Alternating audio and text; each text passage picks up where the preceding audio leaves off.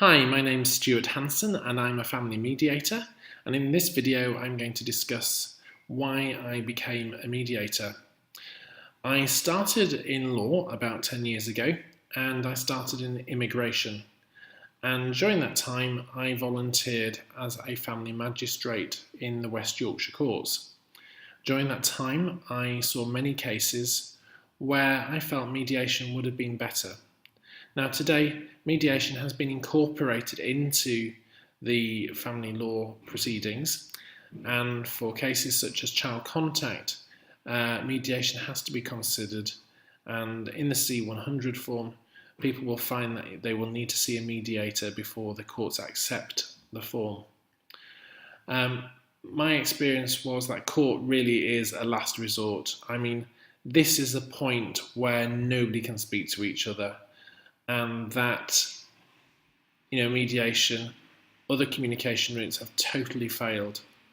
And this is really sad because at the end of the day, those two people are the parents of a child, and it cannot be denied that the tension between the people separating or who have separated when discussing about their children, it becomes very tense and it must have an impact on the children.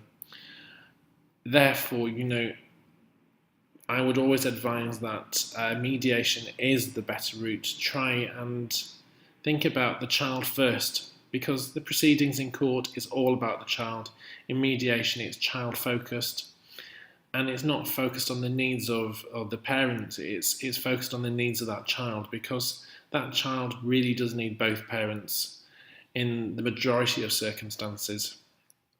Therefore, after many court cases I witnessed, mediation in a form took place in the courtroom, and solutions were found, and the solutions were found by the parents. That could have easily been done in mediation, but it's this thought of going to court and going to win because I'm right. At the end of the day, I think it's what's right for the children. And in many situations, the parents would be asked the question, is he a bad father? Is she a bad mother? And very rarely did the parents say, oh, terrible. They often said, they have a good relationship with the child. So really, in those circumstances, the adults have to think about how they deal with their issues in communication. And as I've said in videos before, mediation can be the first step to re-establishing communications, because after a painful divorce or separation, having to deal with these issues, they're very difficult. And what you're doing by going to court is by giving the responsibility of decision making to a third party who doesn't know you, doesn't know your children, and they're expected, as I was as a magistrate, to make decisions and then make them into a court order so that that both parents had to legally follow them. It would always be better that there's something called the no order rule, where it would be where parents both spoke to one another, and in a number of cases, in court cases, they managed to do that. They were given time, and with their solicitors managed to find a solution. Mediation, of course, can also run alongside court proceedings and help narrow the differences, because mediation may not come up with a complete solution, but maybe a partial solution.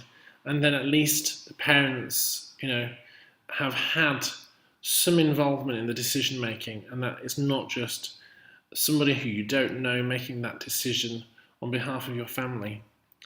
That's the reason why I decided to move into family mediation, so I can help families through a very difficult time and help them through the process of trying to find a solution that can work for everybody. I hope that explains my reasons for becoming a family mediator, and I look forward to working with you and your family find a way forward at this difficult time. Thank you.